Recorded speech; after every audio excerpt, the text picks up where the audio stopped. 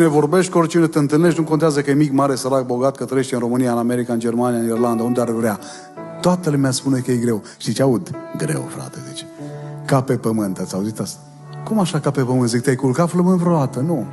Ți-a dat Dumnezeu casă? Da. Ți-a dat Dumnezeu masă? Da. Ți-a umplut Dumnezeu cămara, frigiderul, dulapurile, mesele tale spline, mâncarea ta arunci la gunoi, la tomberon. Ești binecuvântat din călchie până în creștere. Nu mai știi de bine. Uite, hotărăște o zi să nu-ți mai folosești mâinile deloc. Mâine dimineață, când te scoli din patul tău, să aștepți să te îmbrace cineva. Să te pui la masă, să aștepți să te hrănească cineva. Numai o zi.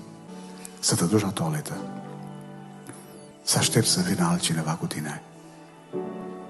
Să te ajute în cele mai intime lucruri.